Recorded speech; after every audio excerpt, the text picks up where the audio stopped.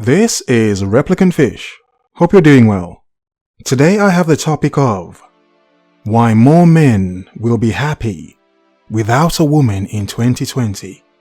Without one.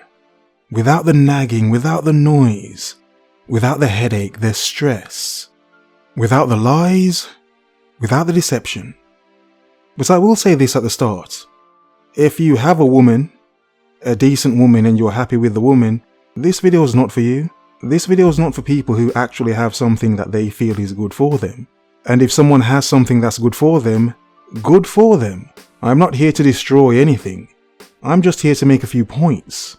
So relax and enjoy the video. But why will more men be happy without a woman in 2020? Well, first of all, if you were happy without one in 2019, yeah, you'd be the same next year. But seriously, for many men, they see nothing getting better. They see no development, no change, everything staying the same. So why try to seek something you know may be bad for you? You see, many men understand how to be happy by themselves in themselves. Yes, of course, as men, some of us get lonely and we need someone there, of course. And it's why I believe some men do actually need a woman. Some men. But some men are perfectly happy and content by themselves. They do not need anyone there to lean on or to support them or to keep them company. They have others or other things to do that. And the thing is, many men are in themselves happy and content already.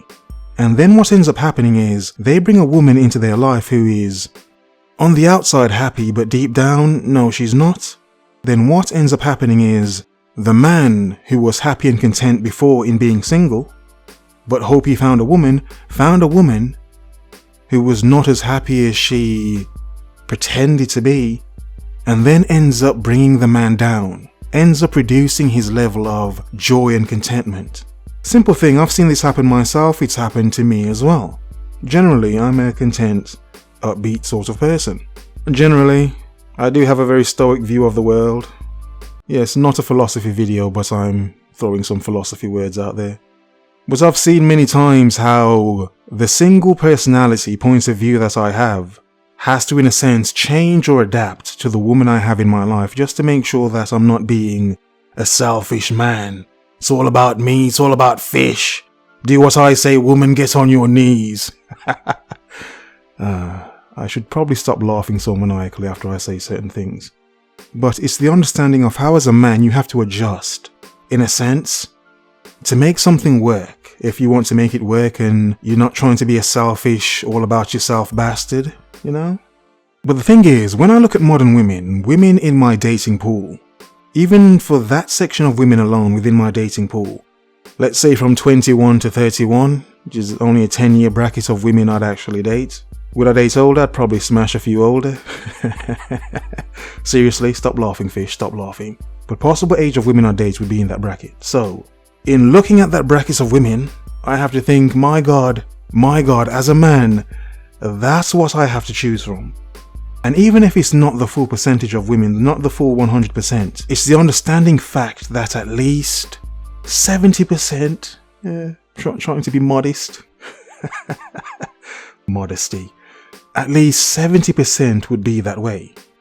For instance, the rate of women in the UK alone that are on antidepressants, or that are single mothers, or that are crazy in some way, bipolar, BPD, the rate of those women are, let's say, quite high. Quite high. So I have the understanding, and from the experience of seeing it myself, and women acting as if it's normal that she's on antidepressants when it's not really normal. For as normal as it is, it's not something I want in my life personally. So to understand that and to have seen it yourself, it does make your desire to want to find a woman to think, yes, here's my woman. She's a little crazy, but she's okay. I'm not even being insulting. I'm just making a point. The point of choice. The point of what any individual person would want in this world, in life. What would you want? What would I want? Personally, what I want, I do not see in abundance to have the ability to choose from. I see an abundance of women. Let's not act as if there's not a lot of women. Yes, there is. Tons. Good looking ones as well. Very smashable ones. But then what comes with all of that. You see, I can understand what I can do to make myself feel better, cheer myself up, see the more optimistic point of view in life and on certain things. You can't guarantee that for someone else. Now, I've known this because I've seen it myself, and this is why I do like to motivate in many of my videos that I make, because I do it myself, for myself. Thus, every woman I've been with, in a sense, I've motivated them. Not even in a sense, in reality, I've motivated them, seen the results. But the thing is, when a woman's going through something, when she's going through her thing, it doesn't matter what you say, what you try to do. Sometimes just leave a woman to it. But sometimes leaving her to it could be the wrong thing as well. So sometimes you're not even sure what the hell to do. You can understand by yourself, look, I'm fine. I'm good. There's no woman at work bothering me. I'm good. There's nothing on the internet bothering me. I'm good. I'm not jealous because of what some woman's doing over there that's making me feel away. No, I'm good. But then having a woman in your life and she's not good means you, for some, have to adjust to understand and listen to her crap, listen to her pain and why this is bothering her. Really, I don't care. I don't care. This is why I'm very undateable. I don't care about the small nonsense anymore. I've done it before. I've listened to it. I can't do it anymore. For me, it's noise. It's crap. It's nonsensical. It has no weight. There's no depth to it. For me, I've listened to many shallow conversations just for the sake of trying to be an attentive man just to get some. Yes, I'm going to listen to your nonsense because I want to get some. Of course, the desire is so strong within us, but my God, I can't do it anymore. But understand as well, I am speaking from my own point of view and from my age, almost 40 years old.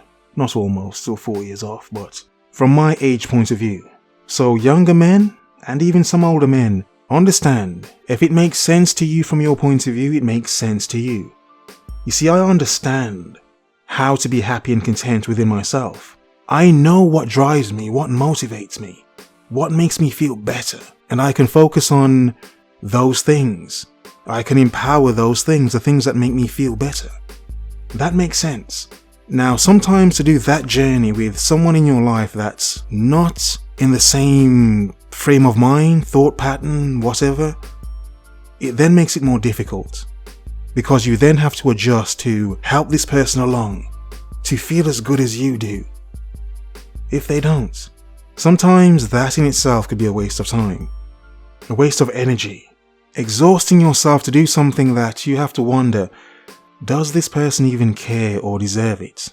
And another person should not expect you to make them happy. That's something they should understand already, to be seeking already, to have sought that already, before you even came along. So of course, because of this and many other things, many more men are taking their time, appreciating what they have, appreciating their lives for what it is, right now, than to assume they need this to feel this good. You see, more men will be happy without a woman in 2020 because more men are learning and understanding what makes them happy and the value of their own happiness beyond hers or anyone else's. And for that, for many men, that is seriously empowering. Like a brand new sword forged specifically for you. Focus. Observe. Remember.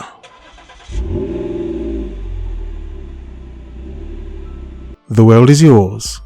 Have a nice day.